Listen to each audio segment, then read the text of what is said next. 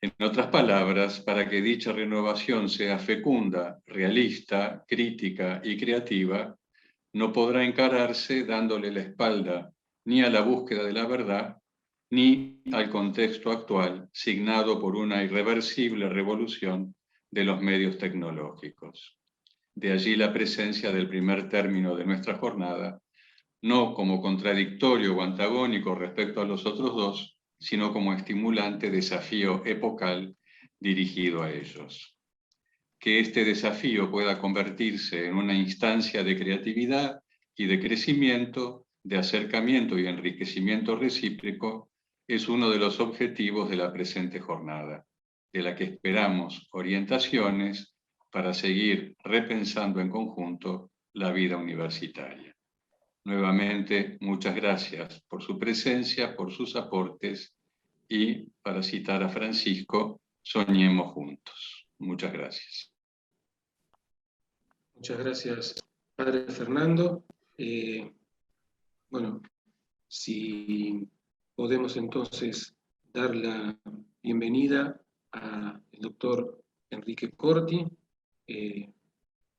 Enrique Corti es un filósofo de enorme prestigio, investigador de CONICET, es también parte de la Universidad de San Martín, en distintos roles a lo largo de su vastísima trayectoria, y la invitación al doctor Corti es para ponernos en tema con cierta provocación lúcida de esto que anima el tema central de nuestra jornada.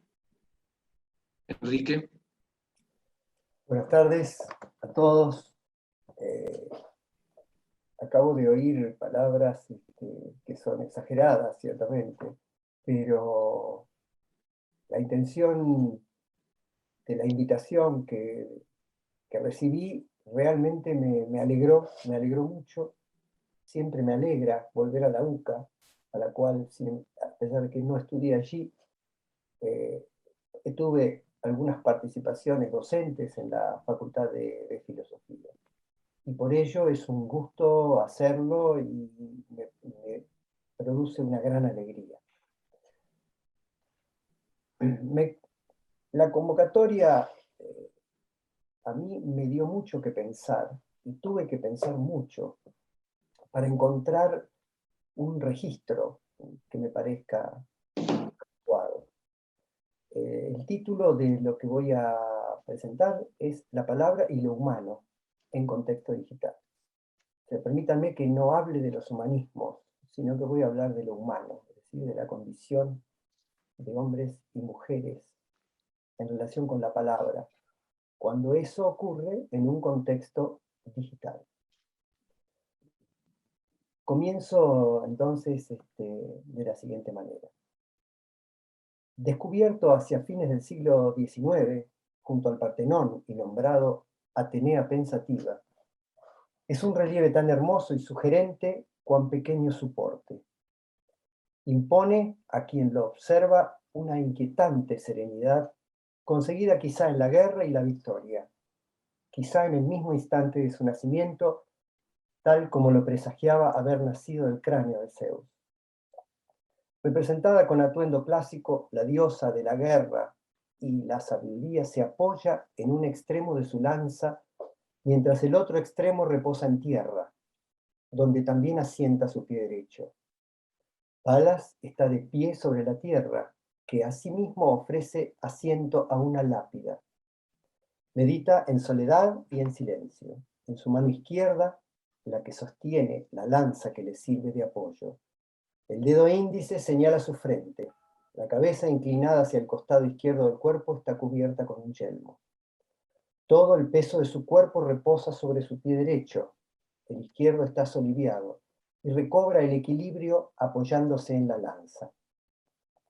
El pie, la mirada hacia la lápida y la mano, que apoyada en la lanza señala con el índice su frente, están equilibrados sobre la tierra.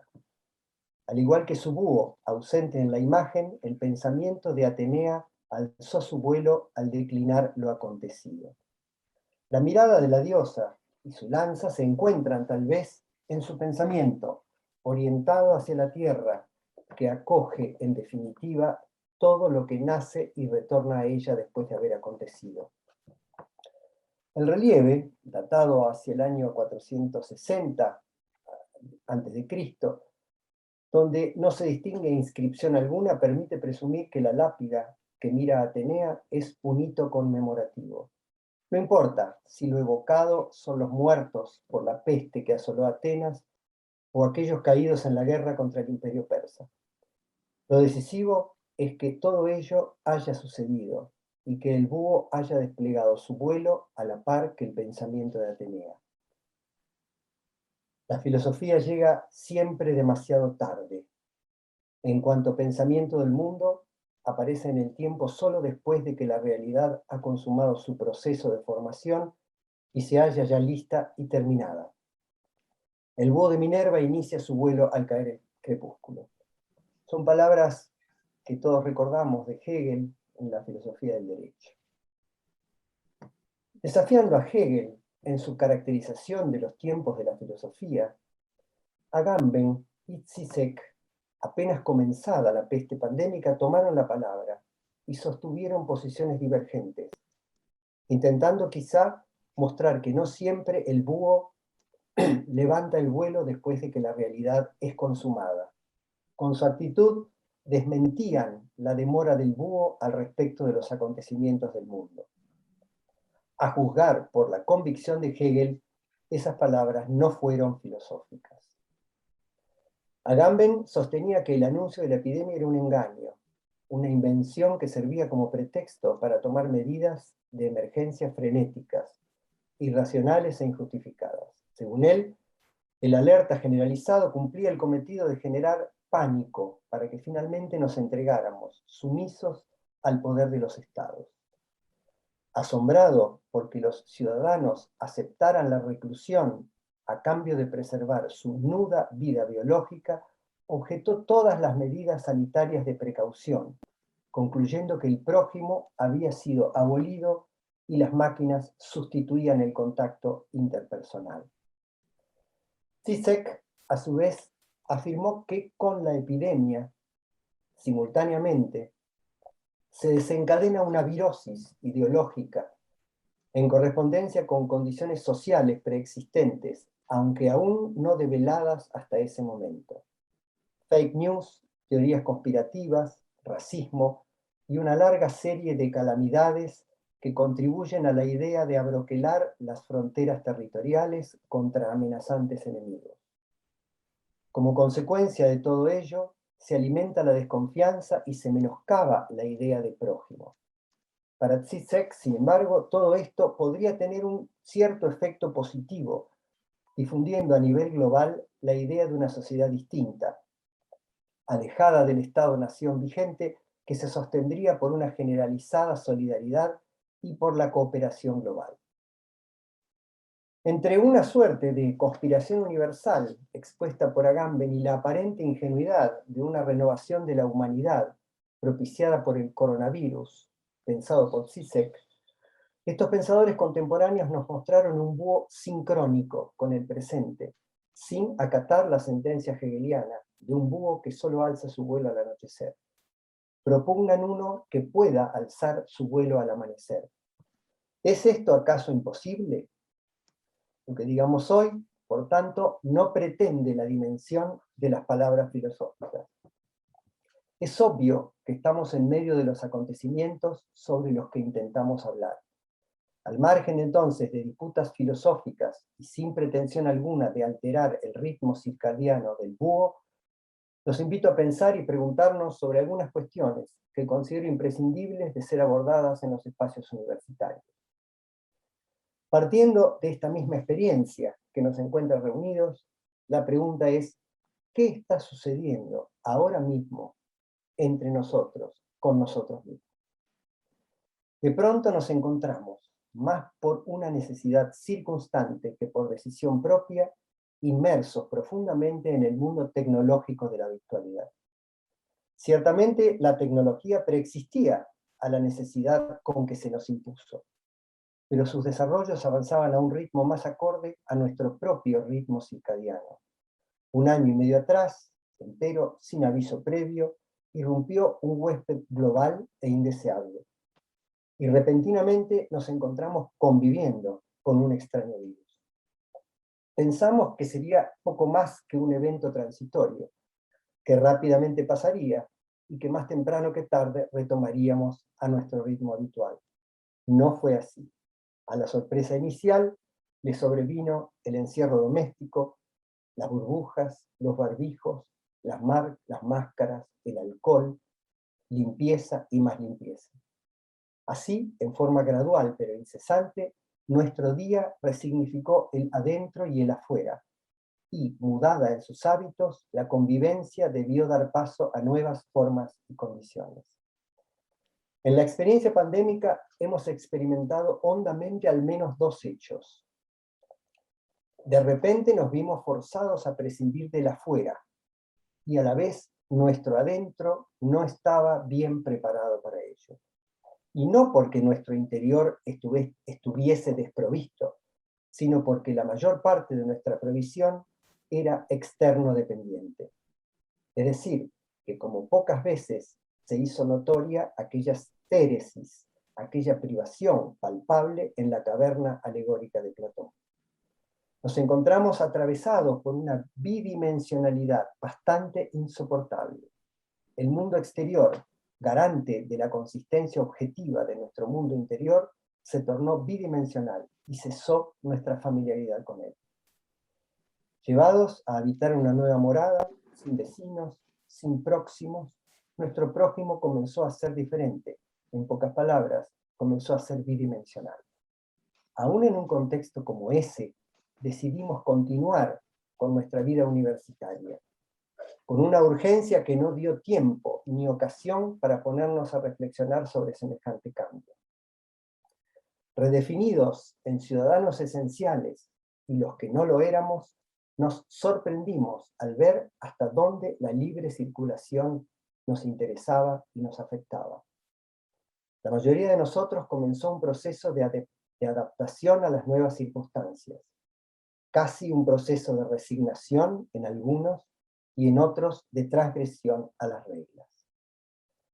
A través de una sobreexposición mediática, con innumerables recomendaciones públicas, fuimos incorporando la idea de las fronteras invisibles.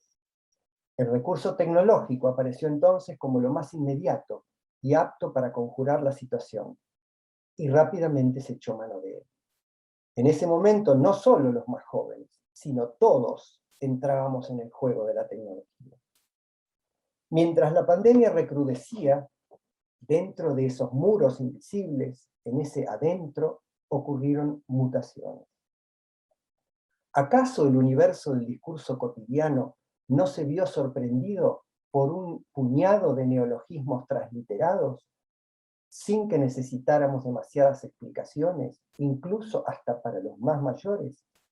Las palabras Meet, ID, sala de espera virtual, admitir invitados, clave de acceso, cuando no mutear y otros barbarismos por el estilo. Pero la más notoria y disruptiva, la que nos interesa aquí pensar, es la mutación de lo interpersonal, formando parte de una extraña cotidianidad. Y es que en ese adentro fue apareciendo otro adentro. La escena se repite incansablemente, como mamushkas inconexas. Y entonces lo interpersonal, el prójimo, el próximo, tal como lo hemos entendido, al decir de Agamben, ¿ha sido abolido? Nos afectó, en este caso, una nueva revolución. Todo lo que acabo de señalar implicó para nosotros vernos afectados por una nueva revolución, distinta de aquella, la copernicana, que entrañó cambiar radicalmente la autopercepción cósmica de los seres humanos. Entonces, la ciencia nos había mostrado que no éramos entidades centrales en un sistema que hacía girar al Sol en torno a nuestra Tierra. No sin reacción ni duelo por la pérdida de aquellas convicciones, tuvimos que adaptarnos a otro sistema, donde éramos nosotros los que nos movíamos en torno al Sol, lo cual nos obligaba a abandonar para siempre nuestra privilegiada posición central y hería severamente nuestro narcisismo. ¿De qué se trata la revolución que ahora nos afecta? ¿De dónde nos vemos desalojados? ¿Y hacia dónde estamos yendo? Podemos decir que, al igual que el de Copérnico, se trata de un cambio que disipa la noción de centro. Ya no es la Tierra un centro ni lo es el Sol. No hay ya un centro absuelto de toda relación con otros. Estamos en una amplia red global. La red es nuestro centro e Internet es esa red. Pero se trata de un centro descentrado, casi un vistoso oxímoron. Se presenta la web como nuestro hogar y lo aceptamos sin más. ¿Habitamos un oxímoron? Son algunas de las preguntas inmediatas. Ahora bien, ¿qué somos nosotros en esa red? ¿Qué imagen de nosotros nos devuelve? Que nos devuelve una imagen es indiscutible. En un mundo euclídeo, la tridimensionalidad es el criterio de realidad, de corporeidad inteligible.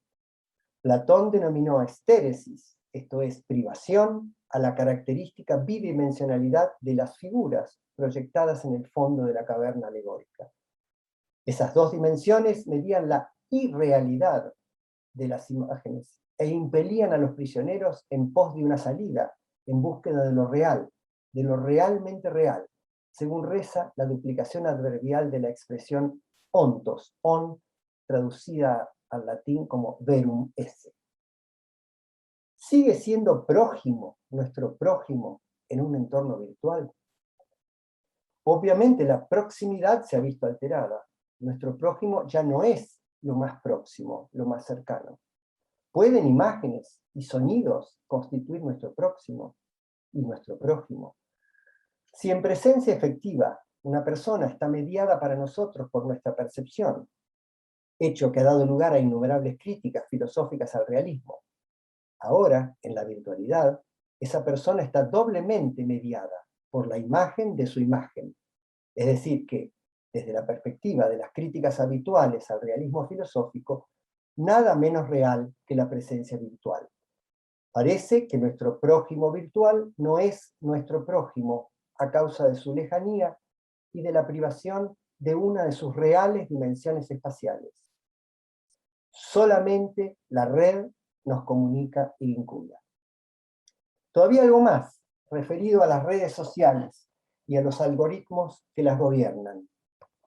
Señala Martin Hilbert que si atendemos a los like referidos a contenidos de la red, cito, con 10 de ellos que hayamos dado, la inteligencia artificial nos conoce mejor que nuestros compañeros de oficina. Con 100, mejor que nuestra familia. Con 150, mejor que nuestras parejas o nuestros padres. Con 200, mejor que nosotros mismos. Termina la cita. Los algoritmos digitalizan nuestros deseos, reduciéndolos a los gestos que dejamos grabados al transitar en la red, a sus improntas digitales. Los algoritmos, ajenos a toda connotación moral de lo que describen, simplemente nos devuelven la imagen que nosotros mismos imprimimos en la red al proyectar nuestros deseos y preferencias en ella. Todo esto puede resultar, y resulta, en estrategias de manipulación comercial o política. Nos puede orientar, desviar y, en definitiva, quitar realidad a nuestra voluntad. La tecnología y la virtualidad inherente en las comunicaciones constituye nuestro mundo cotidiano, sensiblemente incrementado ahora en estos tiempos pandémicos. ¿Pueden el aislamiento y el distanciamiento sociales deteriorar nuestra proximidad de la misma manera que han afectado nuestra proximidad? Es probable que ninguno de nosotros piense a esta altura de los acontecimientos que volveremos nuestros pasos hacia atrás en lo que respecta a la tecnología, que rechazaremos la utilización de la virtualidad en vista de ciertas consecuencias no deseables que hemos constatado y señalado más arriba. Es más, nos consta que la virtualidad y la red pusieron al alcance a seres queridos en ocasión de internaciones y aislamientos por el virus. Esa fue la única manera disponible de mantener cierto vínculo con ellos a pesar del aislamiento sanitario. Entonces, en medio de este centro descentrado, donde en el afuera se alimenta la desconfianza y se menoscaba la idea de prójimo, es lícito que nos preguntemos, ¿puede tener un efecto positivo difundiendo a nivel global la idea de una sociedad distinta, solidaria? Más allá de las posiciones antagónicas, presenciamos una fuerte movilización, orientada a pensar las dimensiones de lo humano como aquella provocada por el giro copernicano. La universidad, atenta al regreso del búho, está llamada a la apertura de espacios donde contribuir a pensar, deliberar, iluminar de manera interdisciplinaria las dimensiones de lo humano, su naturaleza, es decir, aquello que permanece más allá de las inquietudes mundanas coyunturales. ¿Qué interrogantes proponemos en la comunidad universitaria para pensar? ¿Hay algún indicio en tal sentido? Podemos convenir que desde mucho tiempo atrás la humanidad va sembrando numerosas pistas para orientarnos a nuestro caminar. Platón las encontró en el mundo hiperuránico, Aristóteles en los primeros principios, Agustín de Hipona en el maestro interior, Anselmo de Canterbury en el corazón racional, Tomás de Aquino en lo racional de la sustancia individual en que consiste la persona, Kant en el imperativo categórico, Hegel en el espíritu, Heidegger en el cuidado del ser. Todas esas pistas pertenecen a la línea del logos. Sin embargo, hay otra línea que se encuadra en el mito y no puede ser reducida a la primera. En esta línea se encuentra el laberinto, acaso una de las pistas más recurrentes. Sobre el laberinto diremos algunas palabras. La figura del laberinto expresa, como ninguna otra, la concepción del mundo que ha tenido la civilización occidental.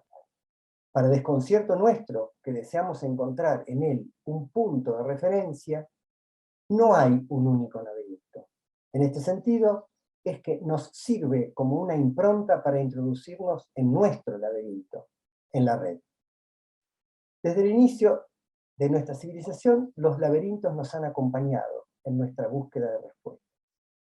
Primero, el laberinto de Creta, que dio cuerpo al mito clásico, donde Teseo debió aventurarse en busca del toro de Minos.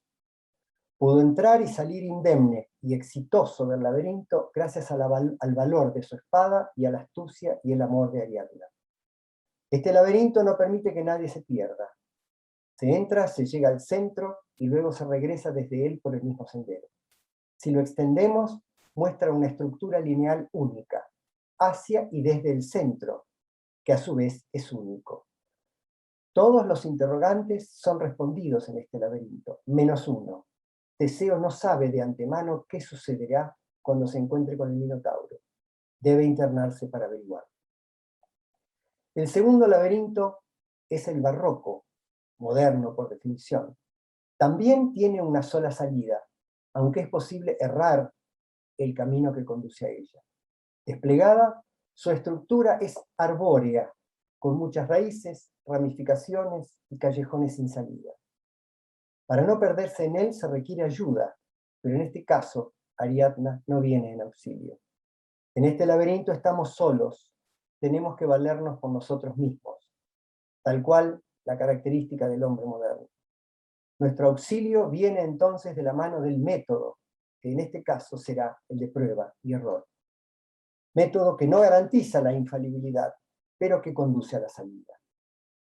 El tercer laberinto tiene una característica que lo diferencia de sus predecesores. Mientras estos son de índole espacial, el tercero es un laberinto temporal. Lo identificaremos como laberinto rizomático, al decir de Deleuze y Guattari. En el rizoma, cada arteria puede conectarse con cualquier otra. No tiene centro, no hay dentro ni fuera de él, ni periferia, ni salida. Además, es potencialmente infinito. Es posible conjeturar sobre su estructura. Es posible que haya infinidad de conjeturas que podemos hacer sobre su estructura, pero nunca está definitivamente estructurado.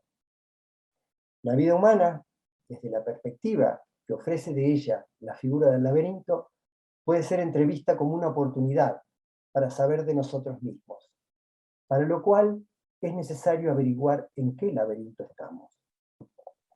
Nuestro laberinto es el rizoma, y para nosotros se trata de una red. En ella trabajamos con palabras y construimos una segunda red, una red de palabras. Pienso que es provechoso apelar aquí a dos textos borgesianos, El hilo de la fábula y Una rosa amarilla. En el primero, en El hilo de la fábula, Borges narra de otra manera el mito clásico.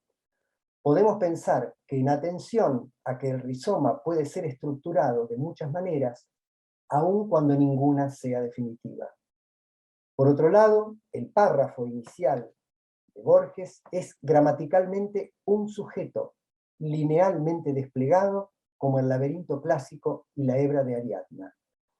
Leemos: el hilo que la mano de Ariadna dejó en la mano de Teseo para que éste se ahondara en el laberinto y descubriera el centro, el hombre con cabeza de toro, o como quiere Dante, el toro con cabeza de hombre, y le diera muerte, y pudiera, ya ejecutada la proeza, destejer las redes de piedra y volver a ella, a su amor. El primer párrafo es continuo, como una línea, no hay posibilidad de rupturas. Una es la historia, y ya se sabe cuál es. El primer párrafo la ha descrito. Con el segundo párrafo ingresamos en el rizoma. Dice Borges: las cosas ocurrieron así. Teseo no podía saber que del otro lado del laberinto estaba el otro laberinto, el del tiempo, y que en algún lugar prefijado estaba Medea. Allí, Teseo, que ignoraba la existencia del rizoma, laberinto temporal, desconocía a sí mismo que iba a abandonar a Ariadna en Naxos. Medea tampoco sabía, porque no podía saber que se enfrentaría a un amor más fuerte que el amor por su patria. Vacila, como narra Ovidio en Metamorfosis, pero elige a Jasón. Finalmente, la interpretación de Borges. El hilo se ha perdido, el laberinto se ha perdido también. Ahora ni siquiera sabemos si nos rodea un laberinto, un secreto cosmos o un caos azaroso. Nuestro hermoso deber es imaginar que hay un laberinto y un hilo. Nunca daremos con el hilo. ¿Acaso lo encontramos y lo perdemos? En un acto de fe, en una cadencia, en el sueño, en las palabras que se llaman filosofía o en la mera y sencilla felicidad. Termina la cita. No existe hebra alguna única en la red temporal.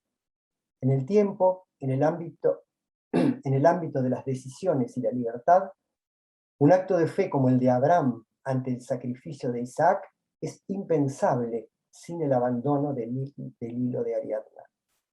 También allí en el tiempo, escuchar una cadencia del otoño de Vivaldi, o soñar al dormir, o en las palabras de la filosofía, o simplemente en la mera y sencilla felicidad, hemos abandonado ya la hebra única y continua de Ariadna. En el segundo texto borgesiano, Una rosa amarilla, ocupan la escena ciertas palabras que un poeta asocia para nombrar la rosa, y una mera, sencilla rosa. Traemos a colación las palabras de Borges porque a ellas nos aferramos cual Ariadna. Nuestra hebra es la palabra, pero ya parecemos haber olvidado que en el otro extremo ha de estar la rosa.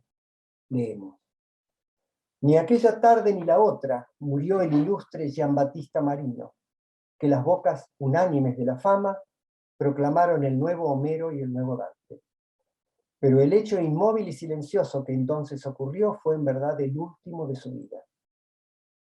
Termina la cita. El hecho que sucedió, y que el poeta no sabía ni podía saber, fue el último de su vida. No murió esa tarde, ni otra, pero lo sucedido fue la historia de un destino completo. Después de ese hecho, la muerte de Marino no pasó de ser un adjetivo más para él. Lo que cuenta es el hecho inmóvil y silencioso, único, capaz de consumar un destino completo. Sigue la cita. Colmado de años y de gloria, el hombre se moría en un vasto lecho español de columnas labradas. Nada cuesta imaginar a unos pasos un sereno balcón que mira al poniente, y más abajo mármoles y laureles, y un jardín que duplica sus graderías en un agua rectangular. Una mujer ha puesto en una copa una rosa amarilla. El hombre murmura los versos inevitables que a él mismo, para hablar con sinceridad, ya lo hastían un poco. Púrpura del jardín, pompa del prado, gema de primavera, ojo de abril. Rodeado de imágenes múltiples, como su vida misma atiborrada de palabras, ignoraba el poeta, no podía saber que una mujer pondría una rosa amarilla al alcance de su vista. El laberinto del otro lado es el del tiempo. Inmediatamente vinieron a la boca del poeta palabras ya gastadas y lo invadió el hastío. Inmediatamente recurrió a palabras, muchas, en un intento más de aferrar la hebra de Ariadna. Sigue la cita. Entonces ocurrió la revelación. Marino vio la rosa como Adán pudo verla en el paraíso y sintió que ella estaba en su eternidad, y no en sus palabras, y que podemos mencionar o aludir, pero no expresar, y que los altos y soberbios volúmenes que formaban en un ángulo de la sala una penumbra de oro no eran, como su vanidad soñó, un espejo del mundo, sino una cosa más agregada al mundo. Termina la cita. El poeta vio la rosa y enmudeció al verla, como pudo haberla visto un Adán inocente. La mera y sencilla rosa absuelta de las muchas palabras que tejen la red para apropiarse de ella. Pero la rosa no estaba en esas palabras, sino en sí misma, en su eternidad, cuando se ofrece a Adán nombrarla. La rosa nos da la palabra que la nombra. Termina la cita. Esa iluminación alcanzó Marino en la víspera de su muerte, y Homero y Dante acaso la alcanzaron también. Termina. Homenaje muy honroso a Homero y Dante. Sin embargo, ellos habitaron el primer laberinto, y seguramente Ariadna los esperaba al otro extremo de cada una de sus palabras. Los textos han señalado una red sin centro, el rizoma. En esta ocasión, y para nosotros, nuestro laberinto digital.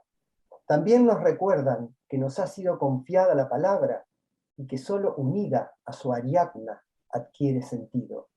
Estamos nosotros mismos ahora en una red sin centro y enredados en nuestras propias palabras. Si cabe para la universidad la más digna tarea, es esta el cuidado de la palabra. Nuestro itinerario de hoy se inició con una apelación a los tiempos de la filosofía, es decir, de sus palabras. Escuchamos a dos filósofos contemporáneos haciendo uso de ella. Urdieron dos tramas para la estructura del rizoma, que admitiría muchas más. La trama de una conspiración global contra la libertad de los ciudadanos y la trama de una difusión simultánea de dos virus, el coronavirus y el virus de una nueva sociedad universal que pugna por instaurarse. Nosotros, a nuestra vez, urdiremos otra trama, la que vincula la global digitalización con nuestra visión de lo que significa nuestro prójimo. Ello nos llevó a preguntarnos por aquello que permanece más allá de las coyunturas, y nuestro presente es una coyuntura más, y da sentido a nuestra condición humana. Dos textos de Borges nos ofrecieron pistas para pensar nuestro presente: el laberinto y el espesor de la palabra, la red y la palabra, un laberinto sin salida como el rizoma, y palabras que buscan su Ariadna para sostenernos en él. Hemos visto que existen datos y características insoslayables en muchos sentidos, en contra y a favor de los recursos tecnológicos y la virtualidad, que es como decir a favor y en contra de la red. Sabemos, sin embargo, que se trata de un laberinto, a falta de palabras que sean su rosa. En medio de debates que podrían llevarse muy lejos sobre los pro y los contra, entiendo que es prioritario lo referido al prójimo, que va de la mano con lo próximo. Para no monologar sobre estos temas, lo que no sería sino urdir una trama más dentro de un laberinto no estructurable, tal vez sea conveniente habilitar espacios de encuentro, presenciales cuando sea posible, donde se debatan las cuestiones mencionadas. Dichos espacios deberían incluir a toda la comunidad universitaria, o mejor, a cada uno y cada una de sus partícipes, alumnos, no docentes, docentes y autoridades. Quizás sea conveniente que esas reuniones sirvan para comenzar estableciendo algunos acuerdos básicos sobre lo que ha significado la virtualidad en nuestra vida cotidiana. Ha implicado un incremento sensiblemente mayor de trabajo, a la vez que una distorsión de los tiempos diarios a los que estábamos habituados. Incluso la necesaria reingeniería de los espacios requeridos para la actividad de trabajo en casa y una inversión importante de recursos en equipamiento y software. A su vez, el trabajo en casa ha requerido intensas dosis de tolerancia, respeto por las autonomías personales de todos los integrantes familiares, resiliencia a la adversidad e ingenio para resolver conflictos a escala familiar, que en ocasiones no ha requerido un esfuerzo pequeño. Como puede verse, la pandemia modificó la noción de prójimo al convertir los entornos virtuales en masivos y transformar, en un sentido, la proximidad real en virtual. Por otro lado, intensificó por fuerza mayor la proximidad entre convivientes, lo que también alteró la noción de prójimo de un modo endogámico. Es como si por defecto y por exceso se manifestó lo que nos llama a pensar sobre la noción de nuestro prójimo. En ambos casos se resintió la dimensión social, en dos sentidos, hacia adentro de las microcomunidades y hacia afuera de ellas en relación con una indeterminada macrocomunidad. ¿Qué pensar sobre la dimensión social en la universidad? ¿Cómo plantear un escenario futuro? ¿En qué dirección derivarán los acontecimientos a juzgarlo desde nuestro presente? Es factible imaginar un futuro donde la tecnovirtualidad forme parte indisoluble de nuestras vidas, en lo personal y lo institucional. Es probable que nuestras rutinas universitarias prepandémicas se vean modificadas y se avance hacia una bimodalidad en la enseñanza. Está claro que habremos de contemplar situaciones diversas en consonancia con las especificidades disciplinarias, pero el escenario global parece marchar en la dirección que la virtualidad nos ha impuesto. Repetimos, ha sido la necesidad y no una decisión autárquica la que nos ha empeñado en tal camino.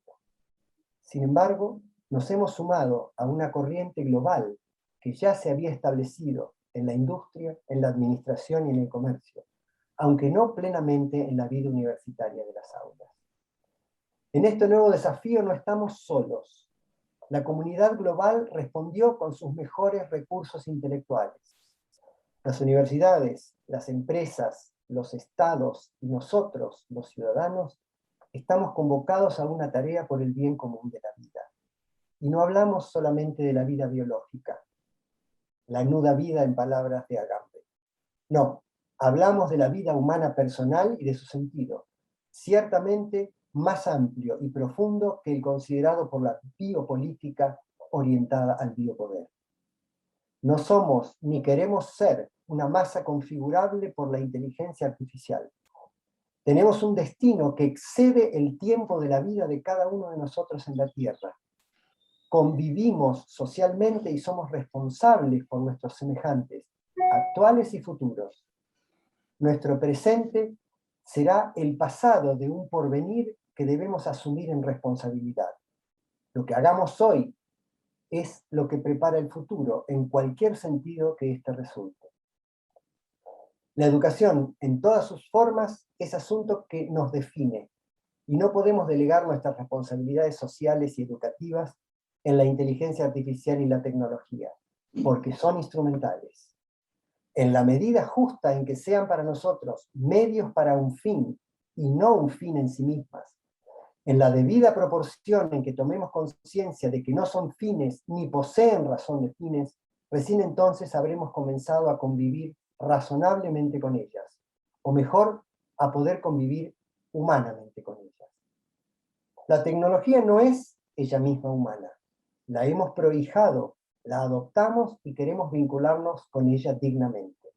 Se trata de nuestra dignidad, que en estos tiempos está en juego en su relación con lo tecnológico. Quienes no habíamos entrado de lleno en el universo de la educación virtual, advertimos rápidamente que la virtualidad no es presencialidad alternativa. No es solamente un cambio en la forma de nuestra comunicación social. Es otra su lógica y requiere ser pensada desde otro lugar. Incluso mediante plataformas de videoconferencia que nos permiten encuentros sincrónicos y multitudinarios como este, el encuentro que se produce es específicamente virtual, donde la palabra virtual no es simplemente una modalidad adjetiva. Esto no significa, sin embargo, que no estemos compartiendo ese tiempo, cada uno desde su espacio. Sí significa que nuestro prójimo no es ahora lo que fue antes de la revolución de las TIC y su globalización pandémica. Seguramente este trayecto tan extraño a nuestros hábitos va a dejar aprendizajes enriquecedores. En la virtualidad, aun cuando estemos en espacios físicos diferentes, compartimos un mismo ámbito tecnológico, un espacio virtual, donde nuestras presencias digitalizadas configuran una cierta comunidad que podemos denominar comunidad virtual de educación. Frente al acontecimiento omnipresente de la digitalización global de la vida, nosotros, universitarios, compartimos históricamente la misma experiencia, a la vez antigua y reciente, de una universidad que es bastante más que una simple comunidad virtual de educación. La universidad es una experiencia ya milenaria, una comunidad que comparte parcialmente, pero de manera efectiva, un determinado espacio físico y sobre todo simbólico, que ha sido instituido para ser compartido y consagrado a la vida académica. Hay, por tanto, una diferencia importante entre una comunidad virtual de educación y nuestra comunidad universitaria, que apropia física y simbólicamente el espacio que comparte y lo consagra a la vida académica. La universidad es, por ello mismo, un espacio consagrado a la palabra, espacio a la vez vital y lúdico, espacio de una comunidad cuya vida en gran parte se consagra a la búsqueda, el cuidado y la transmisión en heredad de la palabra, que es como decir, a la búsqueda, el cuidado y la transmisión en heredad de la verdad. Cuidar la palabra hace de la universidad una institución culta. Lo es porque cuida lo que una comunidad humana estima valioso. ¿Qué más valioso que la palabra, que nace esencialmente ordenada a ser compartida? Claramente la crisis sanitaria nos ha puesto a prueba, y ha puesto a prueba también nuestras instituciones. Hemos aprendido con resiliencia a sobrellevar los momentos más difíciles. Uno de los aprendizajes para la comunidad universitaria fue que la virtualidad ayudó, en la medida de su capacidad, a superar el forzado aislamiento sanitario y lo consiguió eficazmente, aunque al precio de transformar un espacio de ocio intelectual en un espacio útil. Hemos aprendido también que esa sustitución de espacios tan diversos no puede ser más que transitoria, que la presencialidad es insustituible en la convivencia de la comunidad universitaria. Por último, esta experiencia nos enseñó que no podremos retornar al estado de cosas previo a la crisis como si nada hubiera pasado. Seguramente tendremos que mejorar muchos hábitos que a fuerza de una tradición muy extendida parecían inmodificables. Probablemente encontraremos otros modos de combinar presencia real y virtualidad para conseguir objetivos personales e institucionales que honrarán la tradición de la universidad, que honrarán el cuidado de la palabra, sin los cuales la universidad pierde sentido. Nada más y gracias. Muchas gracias Enrique. Y damos la bienvenida, también la palabra a nuestro rector, el doctor Miguel Ángel Schiavone. Bueno, muchas gracias, García Bocio. Lamentablemente algún problema tecnológico hizo que ingresara más tarde, ¿no? Pero es así, ¿no? La tecnología es cualquier producto, proceso, método, técnica, expande la capacidad humana nuestra, ¿no? Si no está esta capacidad humana, difícilmente podamos acceder a la tecnología. Bueno, por otro lado, felicito a la organización de la jornada, la temática elegida, la presencia del IPIS, esta temática de la pandemia, la tecnología, el humanismo y la educación. Realmente la pandemia, como bien se estuvo diciendo hasta ahora, es un punto de inflexión para la humanidad, ¿no? Será un punto que nos hará volver más humanos, más solidarios. ¿Será que el bien común suplirá al creciente egoísmo? ¿Será que el consumismo dará presencia o paso a un ecologismo? ¿Será que el sentido de la vida y la trascendencia superarán a la autoorganización? No lo sé, son un conjunto de preguntas. ¿Olvidaremos estos críticos momentos? ¿Será como está pasando ahora, que de un día para otro nos dicen ya podés salir a la calle sin barbijo? ¿O habrá un tiempo de reflexión y de reconversión de la humanidad? ¿Este virus habrá detenido nuestra carrera vertiginosa hacia la nada? Habíamos entrado en una aceleración de la historia, en una aceleración de los conocimientos, en una aceleración de la vida, pero ¿cuál era el sentido de esa aceleración? ¿Será que en estos momentos podemos nosotros reflexionar un poco? Que el virus nos dijo, pará un poquito, pará, detenete y empezá a pensar hacia dónde estás yendo. ¿Qué será de la cultura humanista que cultivamos durante tantos años?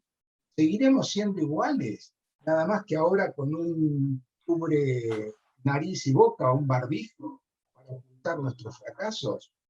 Es un conjunto de preguntas que seguro que durante el transcurso de esta jornada se podrán hacer. Pero yo daría 2 o 3 reflexiones sobre la pandemia, sobre la tecnología, sobre el humanismo y la educación. El primer punto es que el hombre que se creía todopoderoso, dueño de la vida y la muerte, se redescubrió que era débil, que era vulnerable, que era una insignificante criatura en este ecosistema. Un virus invisible a sus ojos podía transformar toda su vida. Inclusive podría llevarlo a la muerte. Este ser humano que se consideraba omnipotente, que hasta había creído que podía usurparle el poder creador al Señor, de repente tuvo que recluirse en sus cavernas, tal cual como las hormigas cuando hay una gran tormenta, que se sumergen debajo de la tierra. También el hombre redescubrió en este momento la finitud de la vida. La modernidad había tendido a cerrarse frente a la trascendencia, pero la pandemia nos obligó a recordar que no somos inmortales, que la vida no se agota en la mera existencia terrenal. Entonces, esta reflexión, la debilidad del hombre y la finitud de la vida son elementos que nos hacen pensar en estos momentos pandémicos. El otro punto es el temor al contagio. El temor al contagio parece como que ha humanizado a la persona. Las personas empezaron a preocuparse por la salud del otro. ¿Realmente estaban preocupando por la salud del otro, por un sentido solidario o por el temor al contagio? Tenemos que preguntarnos esta situación, ¿no? La primera pregunta que se hacía toda la gente cuando se encontraba o cuando se comunicaba era, ¿te enfermaste o te vacunaste? ¿Te vacunaste? ¿Con qué vacuna te vacunaste? Así que bienvenido este temor al contagio. Si este temor al contagio nos vuelve a la solidaridad y a pensar en el otro. Como decía el famoso refrán, el otro es uno mismo, nada más que con otro espejo o con otra cubierta. La famosa frase de Atahualpa. El otro es uno mismo en el. También descubrimos en esta pandemia que el verdadero viralizador de la Tierra había sido el hombre. El hombre es el que se expandió pandémicamente en la Tierra. El hombre es el que ocupó más espacios de lo que realmente el Señor nos había dado. Y ahí encontramos las dificultades de haber invadido el ecosistema, de haber alterado este ecosistema, donde el virus y otros seres vivientes le dijeron, para un poco, yo también necesito vivir, yo también quiero mi espacio, ¿no? Detenete en tu expansión desenfrenada y sin límite. Y esta expansión del hombre en la Tierra también está vinculada a la destrucción del medio ambiente, de la deforestación, el urbanismo, mayores vínculos que hacen que las enfermedades se transmitan unos a otros. Otro punto de reflexión es que todos estamos expuestos al virus. Sí, es cierto, todos estamos expuestos al virus, pero no en la misma magnitud. Hablaba al principio de tener el distanciamiento social y de la higiene permanente de manos. Yo quisiera ver en estos barrios carenciados qué distanciamiento social puede haber cuando duermen 2 o 3 chicos en el mismo colchón. Y qué higiene de manos puede haber cuando no hay agua ni para beber. Así que estas reflexiones en relación a la pandemia. Con respecto a la tecnología y la educación, cuando nosotros hace 3 años antes de la pandemia inauguramos unas aulas que llamamos aulas ROM. No sé si ustedes recuerdan, yo pronuncié algunas palabras en ese momento, en la inauguración de las aulas ROM. Eran aulas que habíamos ubicado cada una en las distintas sedes de la UCA con el objetivo de interactuar entre las sedes, pensando en una UCA federal, y de incorporar la virtualidad y la tecnología a la educación. El objetivo era incorporar una herramienta más, un instrumento más a la educación. No que la tecnología supliera al contacto humano, presencial entre el docente y el alumno, ese contacto tan enriquecedor. Y juntamente con la incorporación de la tecnología, a partir de esta definición que yo decía, que la tecnología es todo proceso, producto, método que expande la capacidad humana, juntamente con la incorporación de la tecnología, empezamos con los cursos de educación virtual, estos cursos destinados a docentes, que realmente nos permitió, cuando llegó la pandemia, encontrarnos en una situación ventajosa, con un conjunto de docentes ya capacitados en entornos virtuales de aprendizaje. Bien, en ese momento, que nosotros no creíamos que todo debía ser 100% virtual, incorporar esta virtualidad, así como en algún momento incorporamos el rotafolio, como en algún momento incorporamos las filminas, como en algún momento incorporamos el PowerPoint, hoy por hoy el docente tenía una herramienta más. La incorporaría en un 20%, en un 15% o en un 30% dentro de estos instrumentos pedagógicos y didácticos. Pero llegó la pandemia y la pandemia nos obligó a pasar al 100% de virtualidad, inesperadamente. Bueno, había un grupo de docentes que decía que la virtualidad era imposible en la educación. O sea, que era imposible llevar a la educación al campo de la virtualidad. Y otro grupo de docentes que decía que todo debía ser virtual, los fanáticos de la innovación. Después de algún tiempo de pandemia y aula Zoom, que nos tenían zumbando, como siempre decíamos nosotros, después de algún tiempo, aquellos que negaban la virtualidad dijeron, qué interesante esta nueva tecnología, me gustaría incorporarla en cierta medida dentro de clase. Y aquellos otros innovadores que querían todo virtual dijeron, no, pero yo extraño mucho a mis alumnos, me gustaría tener contacto con ellos, ¿no? Así que estamos en este momento de punto de inflexión, ¿eh? ¿Qué porcentaje va a tener la tecnología y la educación virtual dentro de la educación? Y acá una definición interesante que es educar. Educar es nutrir, casi ya amamantar, criar. Difícilmente se pueda nutrir, amamantar y criar a través de cuadraditos de una pantalla Zoom. Los cuadraditos de la pantalla Zoom no nos permiten llegar a la retina del otro. Y llegar a la retina del otro es llegar a la mente del otro. Los cuadraditos de la pantalla Zoom tampoco nos permiten, ni a través de la palabra, ni a través de la escucha profunda, llegar al corazón. O sea, la educación es llegar a la mente y llegar al corazón. Y a mí entender, la educación virtual para nada suplanta a la educación presencial. Por eso estas aulas híbridas, para esta etapa, digamos, no de pospandemia, sino de pandemia avanzada. Veremos qué pasa con la pospandemia.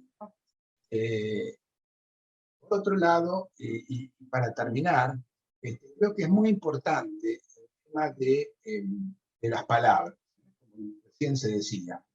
Hoy por hoy, prácticamente todos están opinando sobre pandemia.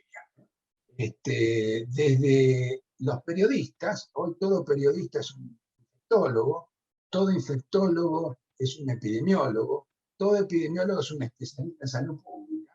Y nuestros especialistas en salud pública que han conducido la pandemia deberían estar revalidando su título. En estos momentos de que todos opinan distintas cosas, creo que la opinión de IPES es muy importante en la integración del saber y la integración de los conocimientos. Creo que es muy importante porque es algo que caracteriza a nuestra universidad, la integración del saber.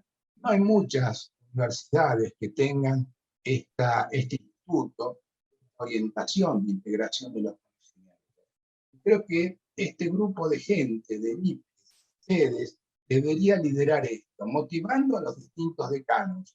Yo siempre digo que el decano está enroscado, por así decir, en toda su problemática, en los alumnos, en la gestión educativa y demás, y es como que se olvida de la integración del saber. Entonces, creo que es muy importante estas jornadas y que baje el IPES a cada una de las cátedras, visitando a cada uno de los decanos, decirle, mira, esto es algo muy valioso que tiene tu universidad, aprovechalo, integrate, decime qué docentes de ustedes quieren participar en esta propuesta. Gracias a Dios, como digo yo siempre, la naturaleza no tuvo que ir a la universidad. Porque si la naturaleza hubiese ido a la universidad, hubiese enroscado y enceguecido en lo pragmático, en lo cuantitativo, y se hubiese olvidado de la diversidad y la integración.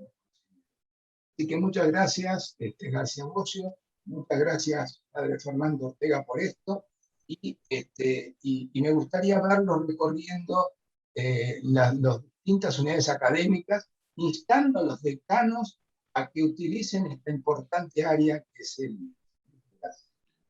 Muchas gracias, doctor. El objetivo de esta jornada, doctor, responde de alguna forma a esto, ¿no? Acá usted va a estar siendo también testigo de nuestros docentes, nuestros colegas, incluso estudiantes que van a participar en 2 jornadas intensas de trabajo donde va a verse permeado la mirada de cada disciplina, de cada facultad y de cada una de las personas que hacen justamente esos encuentros y esos espacios.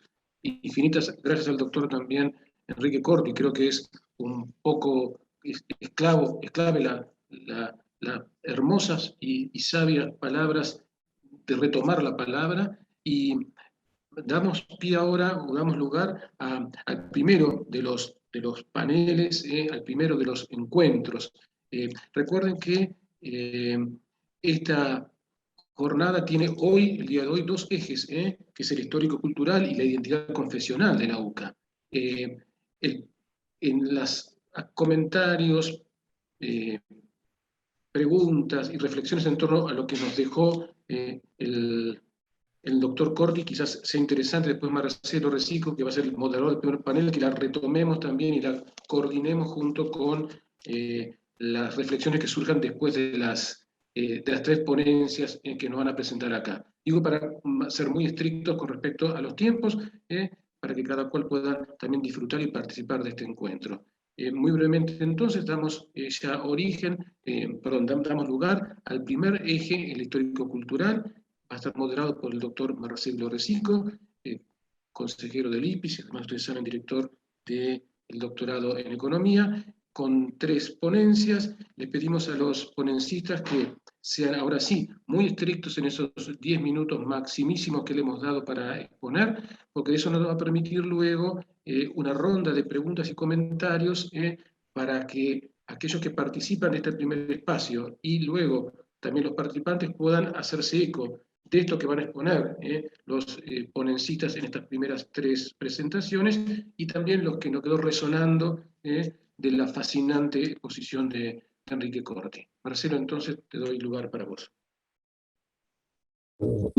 Muchas gracias por la presentación, Horacio. Buenas tardes a todos, y bueno, como les ha comentado Horacio, vamos a dar lugar al primer panel de esta tarde, que se refiere, digamos, al eje histórico-cultural, y tiene un poco como objetivo reflexionar sobre efectos y acciones de las innovaciones tecnológicas en la vida universitaria, y preguntarnos, por ejemplo, qué dimensiones o aspectos de la institución son afectados positiva o negativamente por estos cambios, y cómo perciben los distintos ponentes que tenemos para este panel o evalúan la recepción en la UCA. Así que tenemos 3 expositores con 10 minutos asignados, y vamos a dar lugar al primer expositor.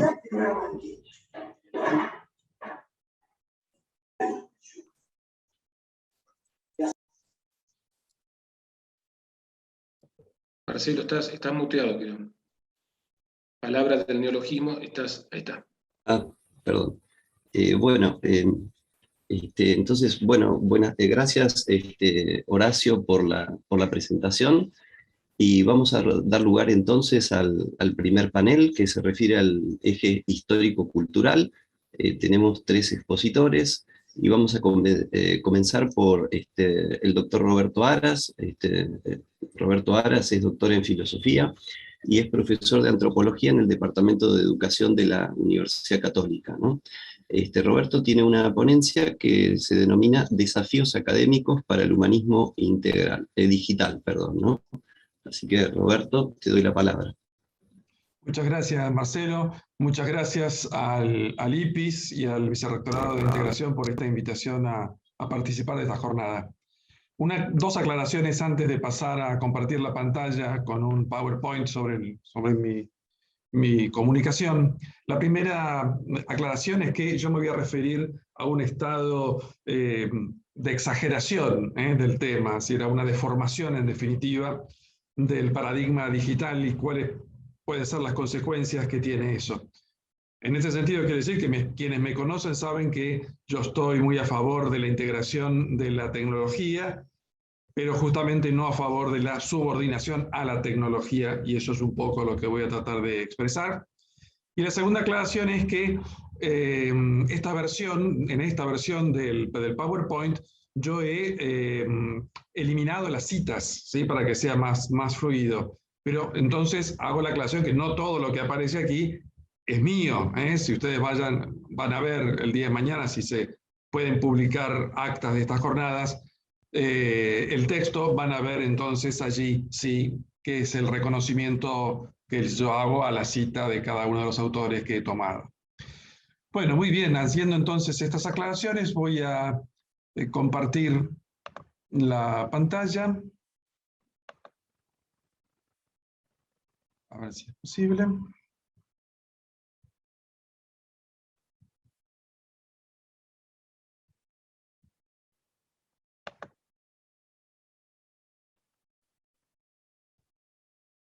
Ahora sí estoy esperando que entregue pantalla completa. A ver si es posible. Sí. Muy bien. ¿Me están viendo bien? Sí. ¿Sí? Perfecto. Perfecto, bueno. Entonces, la primera cuestión es vamos a hacer otra cosa. Aquí. Ahora sí, empezamos con desafíos académicos del humanismo digital. La pregunta es que ¿es posible la educación desde una concepción humanista cuando se acepta el paradigma del distanciamiento digital? Esto que hemos escuchado en las exposiciones anteriores. ¿Qué se pierde y qué se gana? La primera pregunta es entonces, ¿implica el calificativo digital un giro cuantitativo en la búsqueda de la verdad? En cierta forma, lo digital absolutiza el número y el contar, como sostiene Byung-Chul Han. Recordemos, este es un filósofo coreano de origen, pero alemán por su formación y actual país de residencia, en una obra muy interesante que se llama En el enjambre, para luego concluir: hoy todo se hace numerable para transformarlo en el lenguaje de rendimiento de la eficiencia.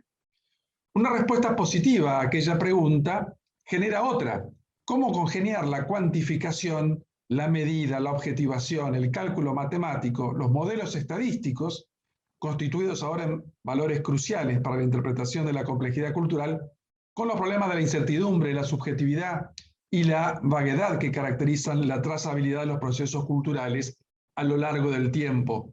Esto que mostraba el doctor Corti como este costado, si se quiere, mítico de la existencia. ¿Queda limitado el horizonte de nuestras preguntas por el recorte tecnológico de los instrumentos utilizados? Bueno, cada nueva generación ha incorporado las herramientas digitales en una etapa cada vez más precoz, pues se cree ampliamente que el desarrollo de las competencias digitales debe comenzar a una edad temprana, pero las decisiones sobre los tipos de tecnologías y la cantidad de tiempo dedicadas a ellas deben considerarse cuidadosamente. Esta advertencia luce sensata, ya que cuando hablamos de lo digital, parecemos referirnos a los usos e interacciones que logramos alcanzar a través de los medios y mediaciones que nos ofrece la tecnología. Pero es esta precisa mediación la que podría provocar el efecto no deseado de restringir la mirada e impedir un acceso a lo real en toda su complejidad.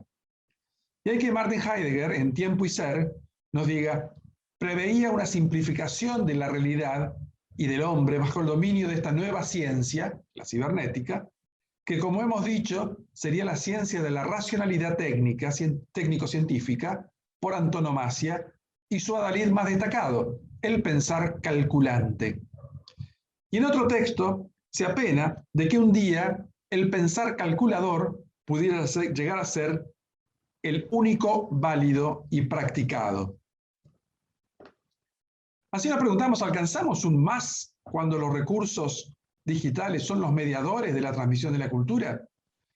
Aquí nos referimos a un documento magisterial,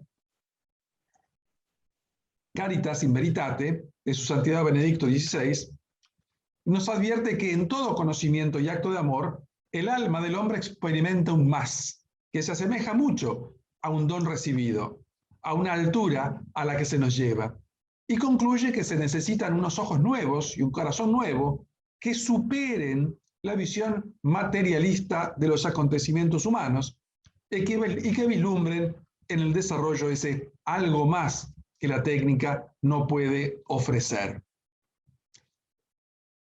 Entonces, ¿las competencias digitales están suficientemente justificadas para iniciar una modificación sustancial de las conductas? Y en este caso nos referimos a conductas académicas.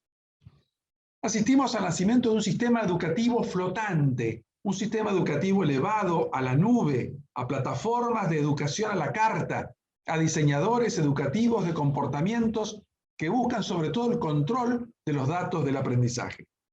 Entonces, cuando esos criterios se aplican al ámbito del humanismo, generan una considerable dosis de temor y precaución, pues la comprensión de lo real se angosta hasta obligarla a coincidir con aquello susceptible de un trato superficial, acomodado al denominado pensamiento débil que promovía Gianni Vattimo. Uno de estos modelos es el llamado aprendizaje líquido, que combina la enseñanza presencial con la enseñanza online de una forma flexible, que permite además cambiar de formato digital al presencial de manera inmediata. Esta metáfora del aprendizaje líquido, acuñada en la matriz de las ideas de Zygmunt Bauman, concentra las luces y las sombras que puede proyectar sobre la perspectiva humanista la aparición de una enseñanza condicionada por las pantallas. Entonces, ¿constituye la incorporación de la tecnología digital una garantía de mejor comunicación intergeneracional de profesores y alumnos? ¿Un entorno más atractivo desde el punto de vista de la formación del criterio y la capacidad analítica? ¿Un aliado en la necesaria percepción de los valores fundamentales?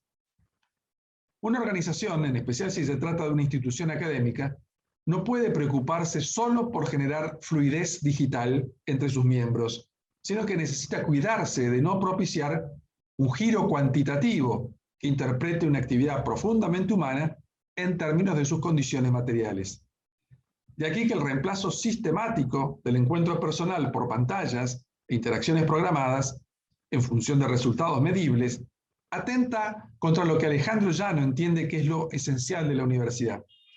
Él dice, universidad significa universalidad, en todas sus dimensiones, de saberes, de personas, de lugares, de ideas y de creencias. El joven que acude a comenzar sus estudios superiores en cualquier carrera está pretendiendo, de manera consciente o inconsciente, ampliar horizontes, romper con la visión monocromática propia de la infancia y empezar a captar grados, matices, variedades y variaciones. Recordemos que para Heidegger, la mayor amenaza de este mundo técnico consiste en que al hombre se le cierre la posibilidad de un acceso a una verdad más profunda y originaria, en tanto que este hombre se contenta con el simple hecho de que todo funciona. La capacidad de innovación y la creatividad de las personas son correlativas con la ampliación de los límites de la experiencia a través del diálogo y la confrontación de argumentos que superen los turnos de intercambio que regulan el nuevo mundo del gran bazar tecnoeducativo, como lo define Axel Rivas. Por lo tanto, el papel que juega la educación en la detección y corrección del estilo vital que imprime la civilización digital en los jóvenes es fundamental para prevenir el desborde de las particularidades asociadas con esta diagnosticada egomanía y aislamiento de los usuarios precoces de aquella tecnología. Se trata, pues, de establecer cuáles serían los requerimientos en la provisión de recursos para que sus aprendizajes fueran socialmente significativos y apropiados para remitirlos otra vez a la realidad, de la cual las tendencias a la virtualización y a los desbordes imaginarios parecieran alejarlos. Por otra parte, la educación emocional es tan esencial como la que proporciona habilidades intelectuales, y una educación humanista no puede consistir simplemente en un entrenamiento sobre dispositivos, los cuales por otra parte estarán en continua evolución y cambio, sino en la generación de los resortes internos que exploren, filtren y ocasionalmente modifiquen los hábitos de apropiación de las competencias que surgen de las interacciones digitales. En última instancia, lo que se busca es contribuir a que el autoconocimiento o identidad del sujeto real no reciba la interferencia de la subjetividad digital. ¿Qué balance podemos hacer de la posibilidad de un humanismo digital? El humanismo digital no debería suprimir el diálogo vital entre el profesor y el alumno. El filósofo Byung-Chul Han habla de la sustitución del diálogo por espacios expositivos del yo. Esta me parece una expresión muy acertada. De tal forma de recibir, además de la instrucción que correspondiere, otros bienes intelectuales que fluyen de un modo natural en el contexto habitual del aula o de la clase o de la propia atmósfera universitaria.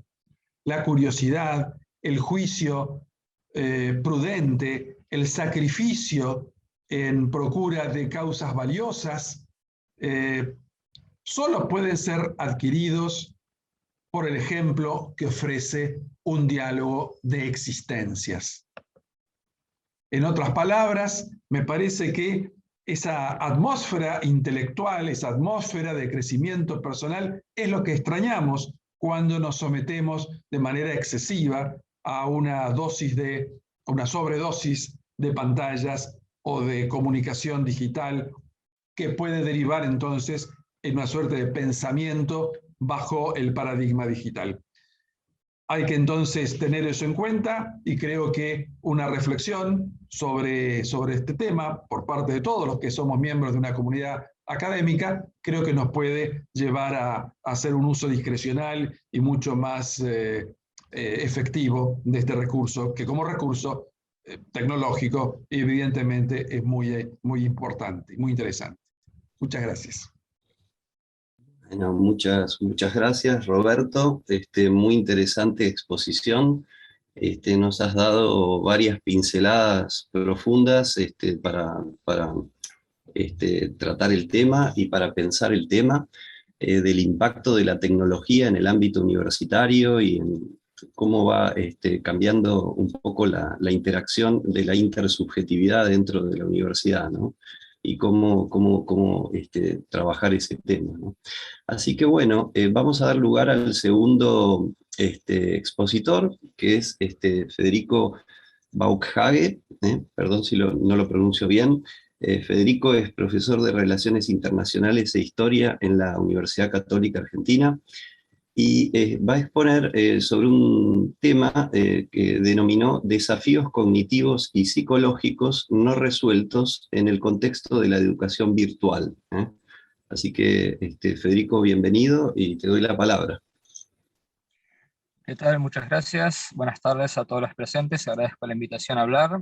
¿Se me escucha bien antes que nada? Perfecto, yo te escucho bien, ¿eh?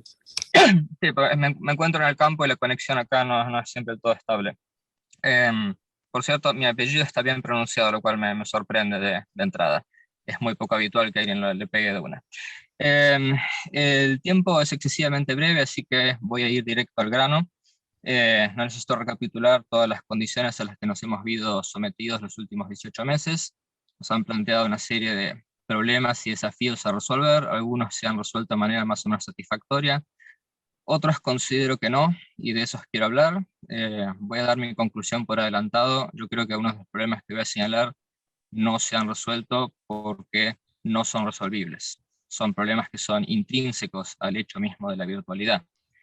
La idea de que la tecnología va a revolucionar la manera en la que enseñamos y aprendemos no es nueva, recurre cíclicamente y cada vez que sucede alguna nueva gran innovación, siempre los resultados se han quedado cortos de las expectativas. ¿Y por qué es esto? Porque los tecnólogos o los optimistas de tecnología suelen olvidar que como docentes la materia prima sobre la cual trabajamos principalmente no es la tecnología, no es siquiera el conocimiento, sino que son los estudiantes, son seres humanos. Y la naturaleza humana, nuestra arquitectura cognitiva que utilizamos para recibir y procesar conocimientos, no ha cambiado sustancialmente desde los inicios de la civilización. Seres humanos han estado educando a seres humanos desde hace milenios, y esta relación educativa ha sido siempre ante todo una relación humana, profundamente interpersonal. En la medida que nuestras aplicaciones de la tecnología ignoren este hecho o incluso interfieran con esto, va a ser en detrimento de la experiencia educativa. Y paso a ejemplificar con tres, creo que son los problemas más importantes que detecto en esta situación actual de virtualidad completa forzada. El primero es el que llama el problema de la dispersión. Nuestro cerebro no está hecho para hacer multitasking. O sea, no podemos hacer varios procesos cognitivos en simultáneo, no procesos complejos. Es un mito muy común, muy popular, pero es un mito, frecuentemente desmentido experimentalmente. En cristiano, ¿esto qué significa? Si vamos a realizar una tarea cognitivamente compleja, como realizar un aprendizaje, necesitamos poder concentrarnos. Ahora, en el contexto actual tenemos el problema de que la desmotivación y la existencia de potentes distractores conspiran contra esto. ¿A qué me refiero con desmotivación? Cualquier orador experimentado sabe que la palabra hablada es solamente una fracción de la comunicación que transmitimos. Si la mera palabra fuera suficiente, todos seríamos reemplazados por libros, sencillamente. La comunicación es un todo que incluye palabra hablada y un rico bagaje de lenguaje no verbal. Este lenguaje no verbal, que en la virtualidad se pierde, incluso aquí en el Zoom en gran medida este lenguaje no verbal se pierde, es una tragedia, empobrece el mensaje, porque si bien la palabra hablada transmite primariamente información, el lenguaje no verbal transmite primariamente emociones, actitudes, sentimientos y pasiones. Y esto en gran medida se pierde, desgraciadamente. ¿Por qué es tan complicado? Porque el orador y su auditorio se encuentran normalmente, naturalmente, en un diálogo, ¿sí? que incluye incluso también una retroalimentación del auditorio hacia el orador a través del lenguaje no verbal. Esta riqueza de interacción se pierde. Entonces, ¿qué sucede? Para que la transmisión de mensaje sea efectivo, el auditorio tiene que percibir que está dentro de un diálogo con el orador. Si no puede generar esta relación de empatía, el auditorio, el que escucha, empieza a desconectar, ¿sí? Empieza a desmotivarse de la comunicación. No sucede con todos, pero es algo que tiende a suceder. Imagínense, esto lo pueden experimentar, imaginen un profesor, que yo sé que hay, cuya clase consiste en leer meramente un libro o sus propios apuntes. ¿Sí? Los alumnos rápidamente desconectan, dicen, este tipo no se interesa por nosotros, no tiene nada, no me interesa lo que tenga para decirnos. ¿Sí? Sumémosle a este factor desmotivador el hecho de que los alumnos ya no se encuentran dentro de un aula, que es un ambiente controlado, sino que se encuentran en sus casas en presencia de tablets, smartphones, computadoras, televisores, aparatos electrónicos que literalmente están diseñados para competir por su atención. ¿Sí? Entonces, estamos compitiendo contra eso. Entonces, en este contexto, solamente los alumnos más intrínsecamente más motivados y los alumnos con mayor autodisciplina van a poder sacarle un provecho a la clase. En muchos casos van a percibir que se dispersan, la clase pasa a ser ruido de fondo, y si no, pregúntense por qué tantos docentes tienen tantos problemas para que los alumnos prendan la cámara y participen. ¿Sí? Terminan en muchos casos dándole clase a un gran cuadriculado negro. Les puedo asegurar que si los alumnos no prenden la cámara, les puedo asegurar con conocimiento de causa que en la amplia mayoría de los casos no es por cuestiones técnicas, es porque están desmotivados y no están prestando atención a la clase. Esto me lleva al siguiente punto. No es solamente el lenguaje no verbal que se pierde en la virtualidad, sino se pierde todo el contexto social alrededor del aula, y esto es una catástrofe. ¿Por qué? Consistentemente, dos de los principales factores que impactan en el aprendizaje del alumno positivamente son una buena relación interpersonal con sus docentes, ¿sí? Y la retroalimentación que los docentes dan a sus estudiantes, que están haciendo bien, que están haciendo mal, en qué direcciones explorar y profundizar su conocimiento y demás. Este es el aporte, uno de los aportes más valiosos que el docente puede dar al estudiante. Si no fuera así, todos hubiéramos sido reemplazados por pantallas de televisión hace años, ¿sí? El problema es que esta retroalimentación o feedback es fuertemente dependiente de una relación personal. Para que este feedback, esta retroalimentación sea efectiva, es necesario que el docente tenga primero, o sea, por efectiva me refiero a que no sea ignorada por el estudiante, y que una vez aceptada también tenga un efecto positivo. Ahora, esto es muy dependiente de tener una buena relación entre el docente y lo más personalizada posible. La virtualidad forzada en este momento, en la manera que la estamos llevando, conspira contra el establecimiento de estas relaciones interpersonales positivas. Y en tercer lugar, esta ausencia del contexto social alrededor del aula. Por contexto social me refiero, como ustedes todos saben, la charla de pasillo, la charla de café, compartir la biblioteca, el almuerzo, impide a los alumnos socializar entre ellos mismos. Y esto también es terrible para ellos. Por un lado, también afecta su motivación, ¿sí? Porque el estudio es una tarea cooperativa en gran medida, donde ellos se refuerzan mutuamente entre ellos y se dan retroalimentación o feedback entre ellos, pero también los afecta desde el punto de vista psicológico. Todo docente que tenga un mínimo de trayectoria habrá podido notar que a lo largo de la última década más o menos la salud psicológica y emocional de nuestros alumnos se ha ido deteriorando. Si la generación actual de estudiantes, generación Z, Centennial, generación iGen, o depende del nombre que quieran ponerle, me refiero a la cohorte de alumnos nacidos aproximadamente de 1995-96 en adelante, vienen con un perfil psicológico distinto de las generaciones anteriores, con niveles crecientes de ansiedad, depresión, falta de resiliencia emocional. Estos ya eran problemas que venían antes de la cuarentena. El espacio no me permite elaborar en profundidad, pero voy a señalar que hay sólidas evidencias científicas y amplia literatura académica que documenta que una de las principales, si no la principal causa de esto, es la falta de socialización personal de los chicos cuando crecen, ¿sí? Hemos reemplazado en gran medida la socialización interpersonal, espontánea, orgánica, desestructurada, por una socialización mediada por vía tecnológica, por redes sociales. No es lo mismo, ¿sí? ¿Y qué es lo que ha sucedido? En el contexto actual, o sea, antes de la pandemia, uno de los únicos espacios de socialización personal que le quedaba a los estudiantes era precisamente el sistema educativo, la escuela y la universidad. Y en el último año y medio esto se lo hemos quitado, así que hemos tomado las causas de la crisis de salud mental de la generación joven actual y hemos terminado exacerbando esas causas a la enésima potencia. Para concluir, porque el tiempo se me está acabando, llego a la conclusión de que en estas problemáticas, desgraciadamente, la tecnología no va a ser una solución, no veo solución tecnológica a estos problemas, sino que la tecnología aquí es parte del problema. Tenemos que tratar, en mi opinión, de revertir esto lo antes posible y volver a una presencialidad lo más plena posible. Incluso en una pandemia no debían cesar sus actividades. No es por nada. Las consecuencias de estos últimos 18 meses temo que nos van a perseguir por una generación. Muchas gracias. Muchísimas gracias, Federico, muy bien en tiempo, y te agradezco la reflexión que nos dio muchos elementos muy concretos, ¿no? Y argumentos muy concretos acerca de los impactos ambiguos que genera la tecnología en el campo educativo, y me da la impresión que combinan muy bien con las reflexiones filosóficas que tuvimos anteriores, ¿no? Así que es una complementación muy interesante. Así que bueno, vamos a pasar al tercer expositor, que en este caso es Dulce Santiago.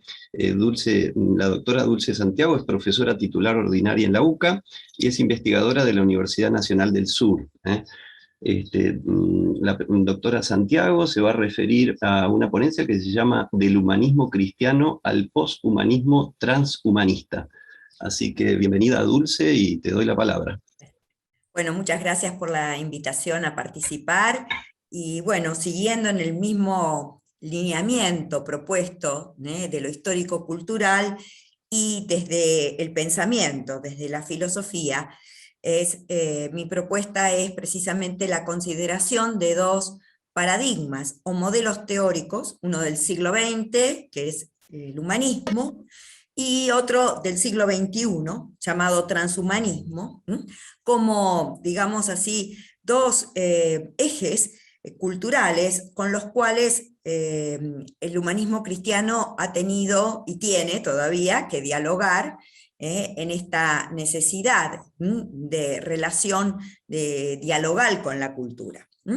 Si me permiten, voy a compartirles un PowerPoint para ir expresando algunas de las ideas principales sobre esta propuesta, y precisamente los humanismos que aparecen con fuerza, si bien el término nosotros lo remitimos a la época del siglo XVI, sin embargo, los humanismos como tales aparecen en torno a la temática del hombre.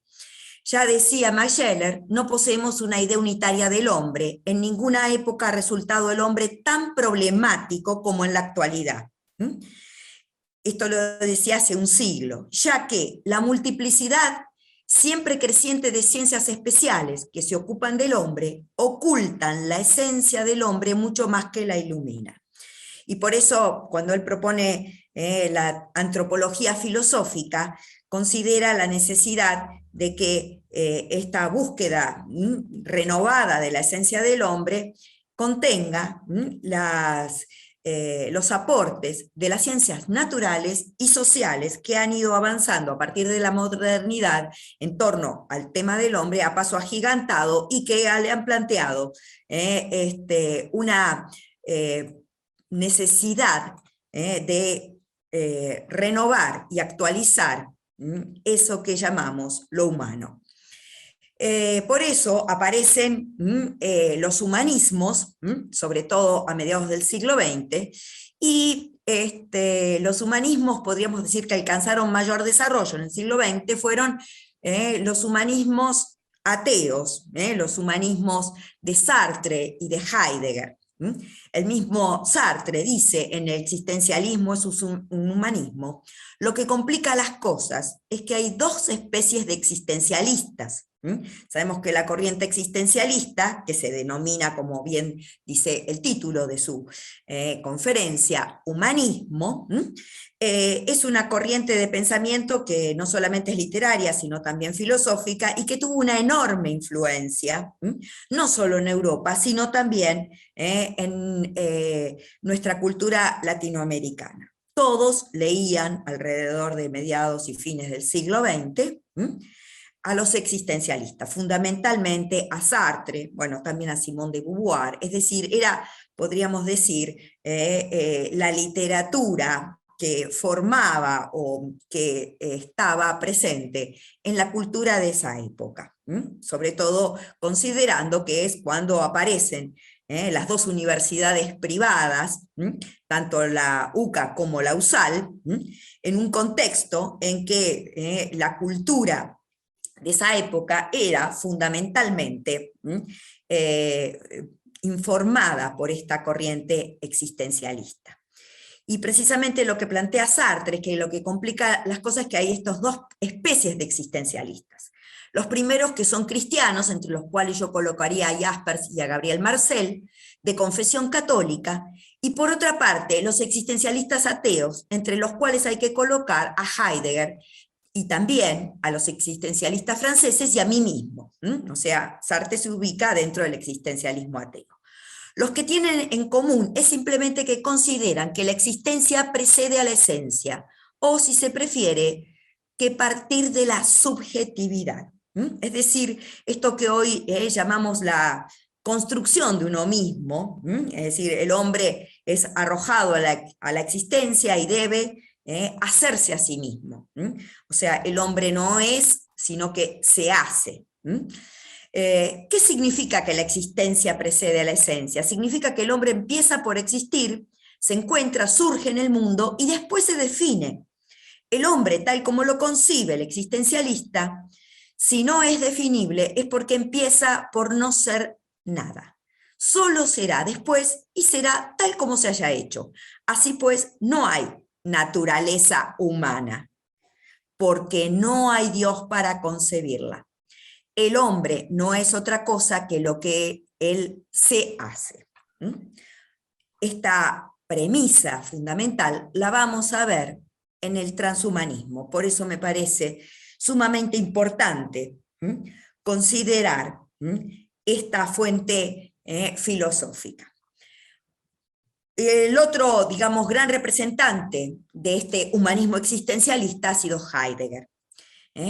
En su carta sobre el humanismo plantea: esto es el humanismo, meditar y preocuparse, curarse de que el hombre sea humano y no inhumano, extraño a su esencia. Pero, ¿en qué consiste la humanidad del hombre? Ella estriba en su esencia. Ahora, lo que él plantea en la carta sobre el humanismo es desde dónde y cómo se determina la esencia del hombre. Todo humanismo se basa en la metafísica. Recordemos que en la mencionada obra ya citada por Roberto de Ser y Tiempo, él había planteado este fin de la metafísica. El extravío de los intentos de definir al hombre, la mala interpretación de la definición aristotélica de animal racional, que según el pensamiento de la época de Heidegger se consideraba que de jonia ajena, o sea, desde los griegos hasta el idealismo alemán, digamos, el logos, esa razón propia del hombre, se había convertido, podríamos decir, en lo que lo había llevado al hombre a esta crisis existencial que estaba cristalizada de alguna manera por la situación sociocultural de las guerras, vista como la, digamos, manifestación de esta crisis de la razón. La incapacidad de alcanzar la esencia del hombre en el humanismo histórico, la necesidad de radicalizar la pregunta por lo humano desde la pregunta por el ser. Y esto es importante porque después de esta carta, un filósofo alemán de la escuela de Frankfurt, Peter Sloterdijk, en 1999, publica una obra, que es una conferencia en realidad, Normas para el Parque Humano, donde de alguna manera responde o intenta, podríamos decir, entrar en diálogo con Heidegger. Heidegger deja al descubierto perturbadoras consecuencias. El humanismo, en su forma antigua, tanto como en sus formas cristiana y moderna, es identificado como el responsable de un no pensar de 20 siglos, con sus presupuestos apresurados, sus al parecer evidentes e inevitables definiciones de la esencia del hombre. Se lo acusa de haber impedido el surgimiento de la auténtica pregunta por la esencia. Es decir, es una crítica, podríamos decir, al humanismo histórico, a todo el humanismo. La era del humanismo moderno como modelo escolar y educativo, acá es importante porque ahora la crítica la dirige precisamente a la educación, a las humanidades especialmente. Ya ha pasado, porque se ha vuelto insostenible la ilusión de que masivas estructuras políticas y económicas pueden ya ser organizadas siguiendo el modelo amigable de la sociedad literaria. ¿Qué puede aún domesticar al hombre? Porque, bueno, la educación era vista como esto que, podríamos decir, ejercía un autodominio, una civilización del hombre, una humanización. Si hasta el día de hoy sus esfuerzos de automoderación lo han llevado en gran medida, precisamente, a su toma del poder sobre todo ente. Es decir, lo que pone ahora, podríamos decir, en juego, es el tema de la técnica. Es decir, hasta ahora fue la educación lo que de alguna manera intentó dominar al hombre, civilizarlo. Ahora, y esto es muy importante porque acá va a comenzar un nuevo paradigma, podríamos decir desde el punto de vista teórico, esta posibilidad, podríamos decir, de mejorar al hombre, ahora pasa a manos de la técnica. Y por eso el transhumanismo aparece como la búsqueda del mejoramiento humano a través de la tecnología. Es la búsqueda de la transformación del hombre mediante la integración del ser humano con la máquina, el cyborg, mediante la transformación de nuestros genes en la línea, germinal, hasta poder generar una especie distinta, poshumana. Es decir, esto ya está, podríamos decir, presente dentro de lo que es la posmodernidad, donde el hombre no es humano, sino poshumano, porque este mejoramiento, transformación a través de la tecnología lo ha convertido en un ser totalmente diferente de su humano. Este poshumano ahora entonces es un cyborg. El ser humano ahora toma el control de su evolución. La evolución está diseñada, no es algo natural o azaroso. Incluso, y acá es el argumento fundamental del transhumanismo, está moralmente obligado a este mejoramiento. La evolución darwiniana, que era basada en la selección aleatoria, ya está finalizada. Ahora comienza la evolución basada en la tecnología, que nos permitirá seleccionar nuestras cualidades físicas y mentales, el rejuvenecimiento y la inmortalidad.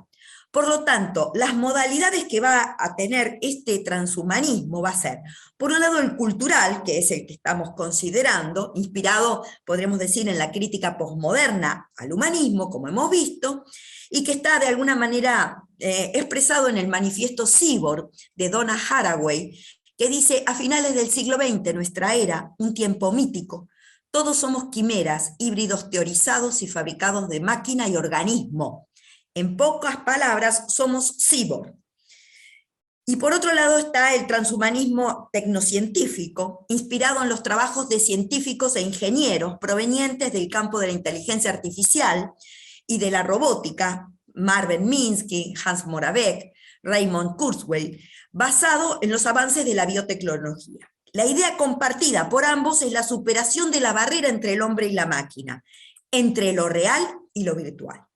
Y las formas entonces o tipos de mejoramiento humano son el químico farmacológico, tanto en el nivel físico como psicomental, espiritual, lo mismo el cibernético o digital, y el genético. Es decir, hay 3 formas, podríamos decir, de mejoramiento, cada una de las cuales entonces tiene distintos ámbitos, tanto lo físico, lo mental, lo emocional, lo moral, para mejorar la calidad de vida o bienestar.